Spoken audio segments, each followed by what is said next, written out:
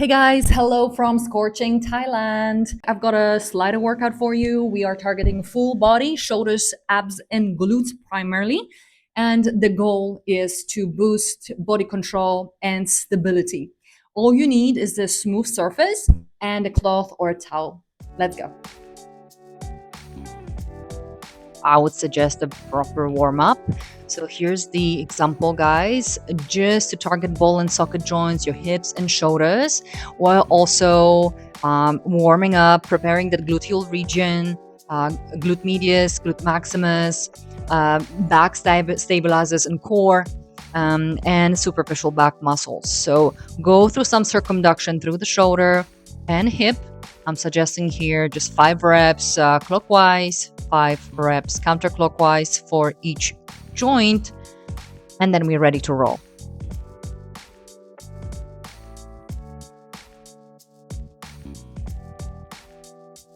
In this video, we are covering slider workouts. So we're working with a towel or a microfiber cloth. Just make sure you've got a smooth surface, whether you've got tiles or wooden panels. Let's start with the first one, hamstrings, eccentrics. So prepare, you want your feet on the towel. You will be sliding feet away from the body. So guys, this is level 1. It's very accessible. And first, make sure your ribs and pelvis are in the right place. So we've got good core engagement to stabilize the lumbar spine. What you want to be mindful of is not to hyperextend the lumbar spine and flare the ribs. Where should you feel it? Well, we're doing hamstring eccentrics, which means that hamstrings will be decelerating the movement of the feet. Hamstring muscles will be lengthening. And by hamstrings, I also mean the fascia around the hamstrings, right? We are obviously having fascia weaving through the full body, touching to every muscle and connecting hips, knees, and feet in this case. So you're slowly sliding feet away. Give it 6 to 8 seconds for this movement. Control, and you may feel this at the back of the knee because that's where the hamstrings attach, right? They cross the knee joint and they cross the hip joint.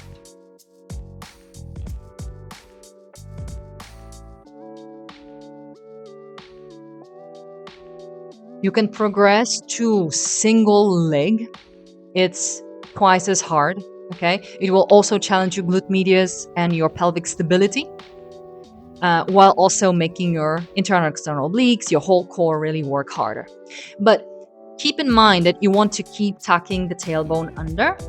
So you're locking the whole midsection, okay? Use your arms to help you.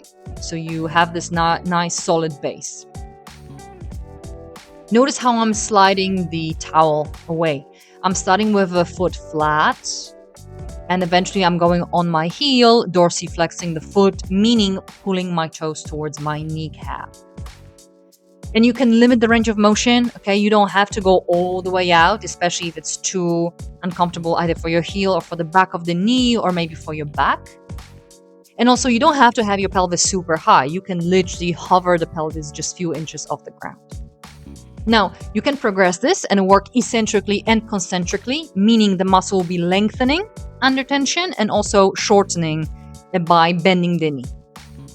So you can make that bending, that curl more dynamic. You can adjust the range of motion to whatever you're capable of or your body can handle. You can make the movement smaller or stick with the first variation. Awesome, that's done. Next one, split squat. Guys, this is such a phenomenal movement. I do this drill with resistance, with dumbbells. Actually, this is a fantastic way to boost control, work on the glutes, hamstrings, and quadriceps, and also work on the range of motion. Because look what's happening in the feet and knees, right? You are going with knees over the toes, working on ankle mobility. You're working on the stability because it's unilateral work. For this one, keep the toes on the towel quite light. Otherwise, especially on the way back, you will have a trouble pulling it backwards or pulling it back towards the front foot. In terms of lower back, think of hinging and you can lean forwards, right? That will actually make it a little bit easier for the lower back. However, if you want to progress a little bit and work on a more range of motion in the back leg, so in the right hip in my case, you go a little bit more upright. You can just think of your shoulders staying more over your hips. This will be more intense for your psoas, for your hip flexors, and it will be fantastic also for as a running drill. For me, this is the number one drill. I don't skip this one. So 10 reps done on one side. Let's switch sides. So guys, you want a right foot, knee in line with the right hip. Your knee goes over the toes. If you can go ahead of the toes, go for it. While the back leg, well, you can keep it straight or you can soften the knee. So get the knee over the toes. Go as low as you can and try not to bounce off the bottom position. Try to slowly, gradually pull yourself back in. This is how we work on the control of the motion, right? We want to lengthen not only the muscles, but also connective tissue, the fascial chains. Here, the anterior chain, right? The hip flexors, the quads.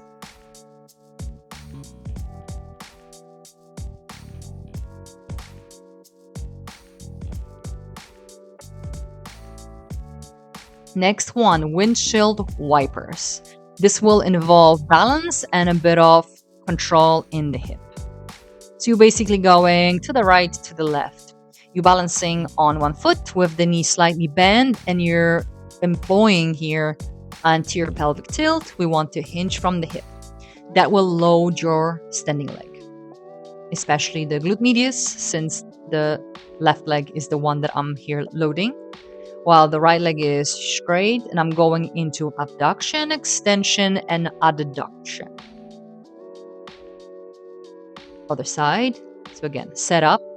The knee may be wobbly. If you cannot do it as a balance, just hold on to something, okay? We want the knee ideally tracking over the second toe. If the knee is going all over the place, we know that there is some work in the external hip rotators, glutes, hip abductors, and potentially to stabilize that knee. So you're seeing the movement. I'm trying to isolate my left hip moves, but not my pelvis and not my lumbar spine.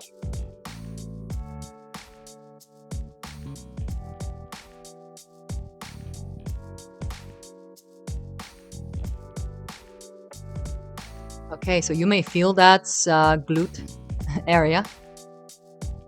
Let's move on to the next one, skater drill. We're still targeting similar areas. So if you're doing this back to back, like I'm showing you, I've done those drills back to back. So here we are working more on sitting back. So you're not really thinking of a knee over the toes necessarily. You're thinking pelvis back. It's more like you squatting. The trailing leg, the moving leg, the foot on a towel will be going sideways. So in a way, this drill is linked to the previous one. I'm having my right toes quite light on the towel, or maybe 99% of my weight is on the left foot.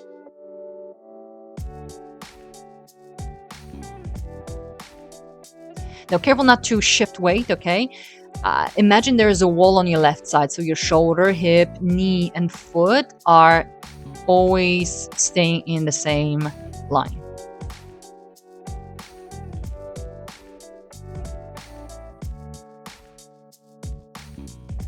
Ten reps, and then change legs. It's always good to use a mirror for this. If you don't have that proprioception and that awareness, body awareness, then use mirror, use your reflection to guide your movement.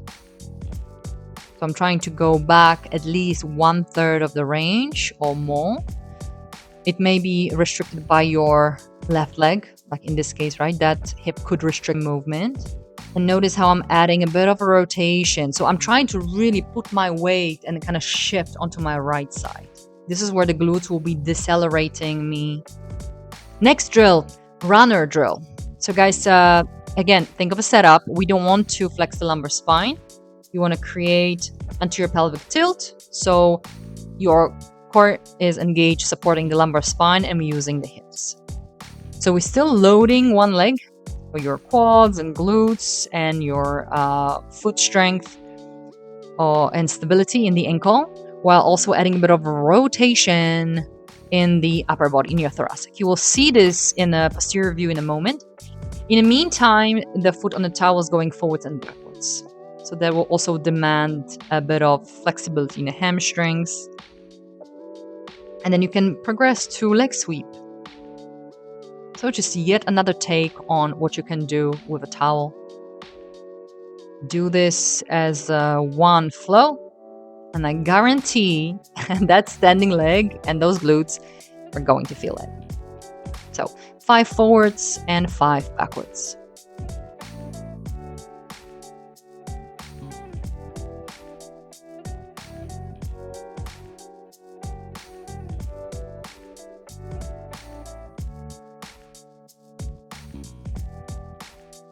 All right, ready to change? Let's do the other side. So runner first. So again, look at my mid back. So everything above my sport bra line, right? It's twisting. Even though I'm not rotating my neck, I'm only rotating my thorax. I'm moving my arms, I'm moving my shoulder blades. So there is, again, a lot of gliding. It's really all about the fascia in the upper body. In the lower body, it's about loading that standing side, that supporting side, getting the stability, getting the control. And in the left leg, the one I'm circling with, it's all about coordination. So we're doing same movements, right? Leg sweeps, 5 forwards, 5 backwards. And let me throw in just one more tip here, guys. If you're very wobbly, you can move your arms in opposite direction to the leg that is doing the circles. I found actually, I was just playing around with my upper body position, but you can do that, use that right arm to counterbalance the movement of the left leg. I found this quite interesting and useful. Next one, hip circles. So guys, this is more about abdominals. We are using the hips, of course, and it's in my opinion, fantastic option to get a bit more movement in the hip without overloading the hip, because you've got that foot supported. And it's a wonderful way to connect with the oblique while also working on some upper body strength. 5 clockwise, 5 counterclockwise. And just make sure your upper body is solid. You don't want to sink, okay? And also you don't want to hang out or press into the ligaments. So make sure you're rotating your inner elbows inwards a little bit, okay? And then you want the shoulder blades to protract. So you're gliding them forwards away from your spine. So again, nice tension through the hands, press down through the fingertips.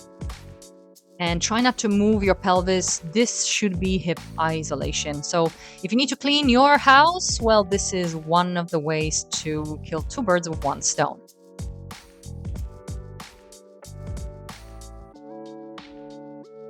Next one, mountain climbers, guys. We're getting our heart rate up. So arms, core, and hips as well. Plus your metabolic system.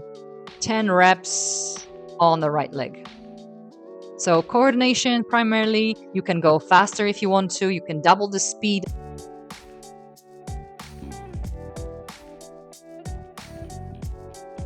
Let's do the other sides. I'm counting on my left.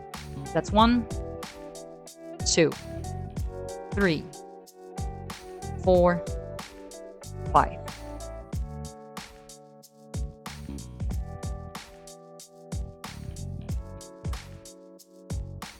Next drill, we're moving up to the push-ups and we including a glide. So working on the pec muscles, triceps.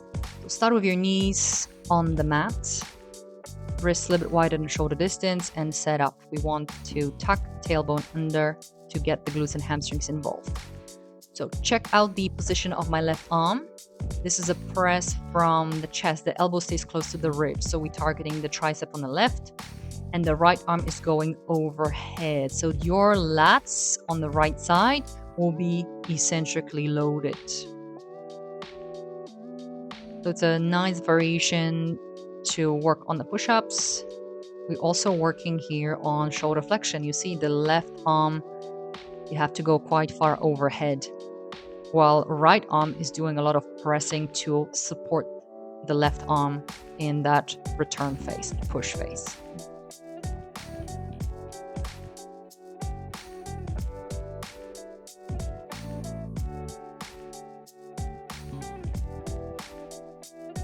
Okay, next, still working on the abdominals and upper body. And we're adding a little sweep under the pelvis. So you're going from a side plank with hip abduction to regular side plank. So 10 reps on each side. Notice how obliques are kicking in here as we going into side plank. But you're also working on the hip.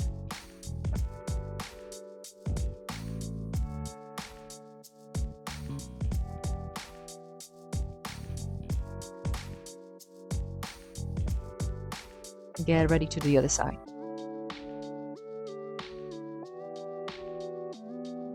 Again, first movement is always just to practice on the flow and then count your reps. Always implement little pause when you come back to the plank. Exhale, inhale, exhale, inhale.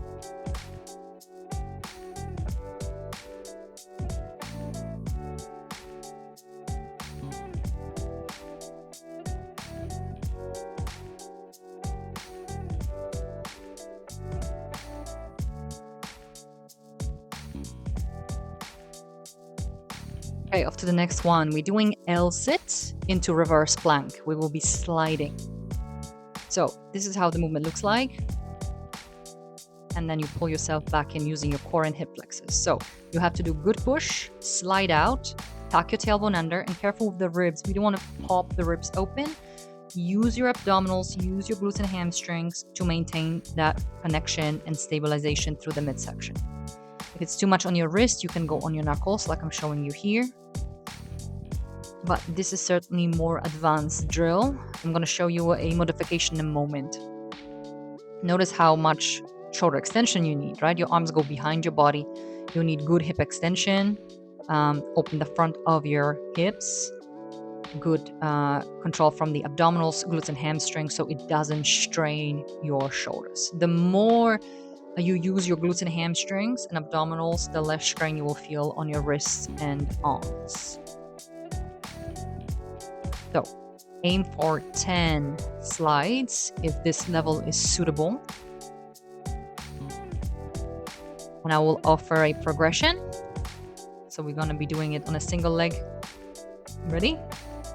So you're going into flexion on one knee. So you push out with one leg and you can alternate. Otherwise, it's maybe a little bit too much on the hamstrings. Notice how hamstrings are firing. You're pushing heel down, pelvis goes up. So it's a big push from that one hip.